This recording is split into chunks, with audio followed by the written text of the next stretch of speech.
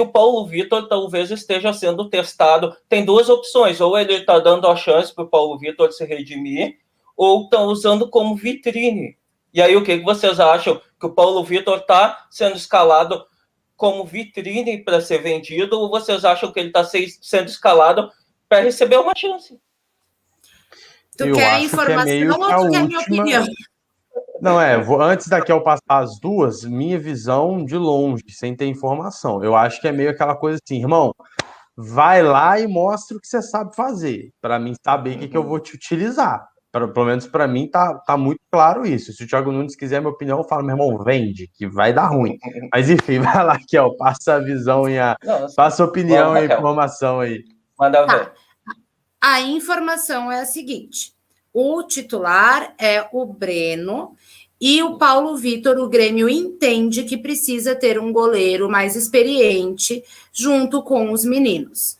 E que no mercado não tem por que investir num goleiro bom, porque goleiro bom é caro para te tirar de um time. Isso, sim. O porquê tu investir num goleiro bom se o teu titular é o Breno e o Paulo Vitor, dentro do mercado possível, do valores de goleiros possíveis, que seriam experientes e baratos, não tem nenhum melhor que o Paulo Vitor solto por aí. É o que tem. Então, o Grêmio entende que é importante ter... Isso é informação, tá? Isso é informação direto do Herman. Então, o Grêmio entende que é importante ter o Paulo Vitor no elenco e que de vez em quando ele vai jogar. E o Paulo Vitor é um goleiro ok para Brasileirão. O Paulo Vitor, o problema dele é em jogo pesado, em jogo grande. Ali é que ele entrega, sabe? Mas para Brasileirão ele desempenha bem, ok? O Paulo Vitor já uma vez ou outra no Brasileirão, não tem problema. Então, a informação é essa. O Paulo Vitor vai ficar até por pedido do Thiago Nunes, que fez também essa leitura de mercado, porque o nosso titular é o Breno, pronto, acabou. E não vale a pena tu gastar uma bagatela, numa grana, para trazer um goleiro que vai ser reserva do Breno. Então, o reserva vai ser... É meio que o modelo que usa na Europa, né? Você tem um goleiro titular jovem, no caso do Grêmio, né? Do Breno, na verdade, e aí você tem um cara mais experiente ali para revezar em relação à convocação também. Em relação à Olímpica, o Grêmio vai barrar se ele for convocado ou ainda não tem nada definido sobre isso? Muito difícil o Grêmio barrar, tá? Porque o Grêmio entende que é o sonho dos meninos, que é sacanagem com o jogador, barrar eles desse tipo de coisa, e que é uma vitrine para valorizar o jogador também. Porque o Grêmio é um clube formador e exportador de jogadores. Isso. Então é muito difícil, pela política do Grêmio, que eu conheço e venho acompanhando, que o Grêmio barre. Muito difícil. Não é impossível, mas... É porque alguns clubes já se posicionados, né? É porque alguns clubes já se posicionaram contra, né? O Flamengo falou que não vai liberar jogadores para a Olímpica, o Palmeiras falou também que não vai liberar para a Olímpica. É por isso que eu estou perguntando se é algo que já está meio que sendo coordenado por todas os times, né? Até por conta da questão do calendário e tudo mais. E aí também teve né? A iniciativa de protocolar a liga. Então, se não é um movimento meio que já articulado também entre os clubes para barrar todo mundo. Por isso que eu estou perguntando. Mas fala aí, Cássio, sobre Paulo Vitor. Falar Paulo Vitor é um jogador que eu não gosto, né? Vou fazer o quê? O torcedor, cada um tem a sua preferência. Como torcedor, eu não gosto do Paulo Vitor, mas eu não vejo ele o maior dos problemas. O cara ficar no grupo ali só para, né, quando precisar, um jogo do Brasileirão, alguma coisa assim.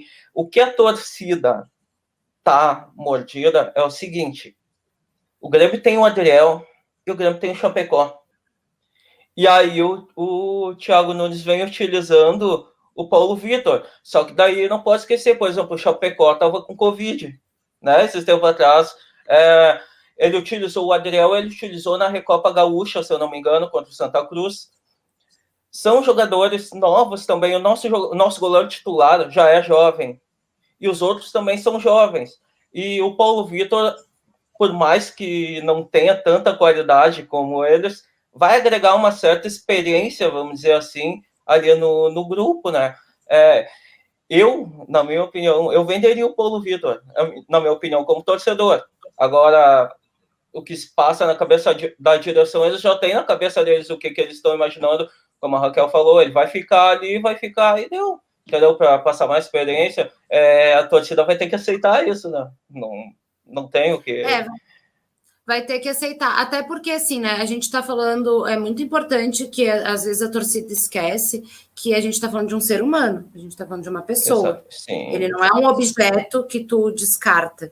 E o Paulo Vitor, ele é um cara muito querido no elenco, ele é um jogador que tem qualidade. O problema do Paulo Vitor, ele é muito mais psicológico em jogo grande, que nem aqui tem o comentário, né, da Copa do 5-0, da Copa do Brasil. Exatamente. No Brasileirão ele costuma ir bem, ele é super ok. Então, assim, ele vai ficar no elenco, ele vai ser utilizado, e não é só para vitrine, para ser vendido, é porque o Grêmio entende que ele é importante dentro do elenco, ele é uma pessoa querida, e que ele tenha coisas a oferecer. Assim, eu gosto? Não. Eu defendi bastante. Eu defendi bastante por entender que é uma pessoa que passava por um problema psicológico, né, melhorou.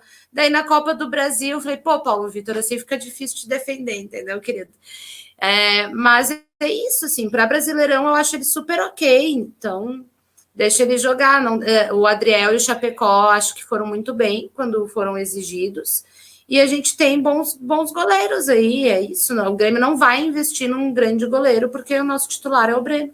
E é isso. É o famoso me ajuda a te ajudar, né, Kel? Pelo amor de Deus, me ajuda a te ajudar para mim, porque é complicado. Mas realmente é uma história. Eu tenho a experiência do Paulo Vitor na época do Flamengo e também era a mesma coisa. Ele é um cara que ele para jogos assim, tipo Grêmio Juventude, Grêmio Chapecoense, exatamente. Eu acho isso, Grêmio Bahia, esse cara ele não vai te complicar, mas pô, semifinal de Libertadores, irmão.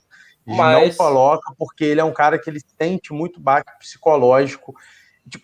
Se ele começa a defender, ele cresce muito dentro do jogo. Eu já vi o Paulo Vitor ser decisivo em disputa de pênalti, mas porque ele já vinha numa construção de estar muito confiante. E aí ele vai deitar, ele vai pegar tudo.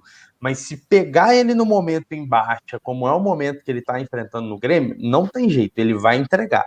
Então, assim, ele é um jogador que o psicológico dele afeta demais e ele não consegue fazer essa mudança dentro do jogo. Ou ele vai entrar com a confiança lá em cima e vai manter a confiança até o final, ou ele vai entrar com a confiança lá embaixo e não vai conseguir pegar ela ao longo do jogo. E nisso ele vai acabar complicando alguma coisa. Mas é que nem a Raquel falou ali, a questão psicológica é uma coisa muito... às vezes a gente fala de jogador, como ela disse, fala de jogador, jogador é ruim, não sei o quê, papapá, e começa, e não pensa mesmo realmente no lado psicológico do jogador. O Paulo Vitor, por exemplo, eu concordo plenamente contigo, ele chega num jogo importante, o psicológico dele fica abalado e tal, só que daí a torcida começa, o Paulo Vitor, e ele começa a ficar mais para baixo ainda, entendeu? E o cara começa a fazer mais, quanto mais a torcida bate, não no Paulo Vitor só, mas em qualquer jogador que esteja abaixo, a torcida começa a bater, o cara não acerta mais nada, velho. O cara não consegue acertar mais nada dentro de campo. É meio complicado isso aí mesmo, na parte psicológica do jogador. Sim, tanto que eu quero falar muito.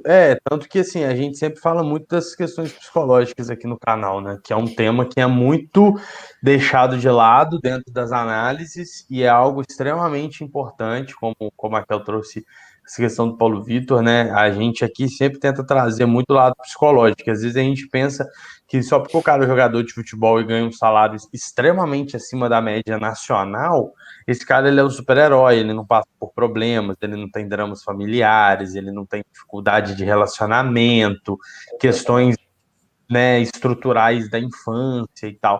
Te acho que o cara ele é um super-homem, né? Tipo, o cara ganha 200 mil, 300 mil, 400 mil. Problemas que esse cara vai ter. Pois é, mas muitos deles têm.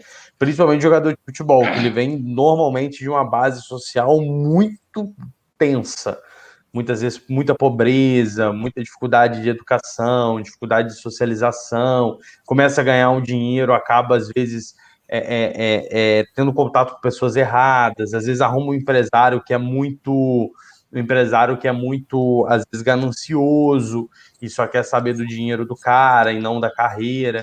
Então, assim, tem algumas questões que são muito complexas e que acabam afetando a cabeça do jogador, acaba afetando até o próprio desempenho dele na hora que tá em campo. Então, assim, é um tema que a gente sempre gosta de tratar muito para poder colocar na roda, né? Colocar para debate por ser algo extremamente importante. Você quer falar mais alguma coisa para a gente fechar Paulo Vitor ou já posso puxar para a próxima pauta? Duas coisas. Uma tem Vitinho acabou de fazer gol pelo Flamengo numa roubada de bola do Gerson. Ele tá bem, por incrível que pareça. 1-0 Flamengo. E puxando pelo lado psicológico, podia falar um pouquinho do JP, né? Sim, acho. Eu ia puxar isso, mas estava querendo só finalizar oficialmente o assunto Jean-Pierre, o assunto Paulo Vitor, para a gente já falar de Jean-Pierre, então.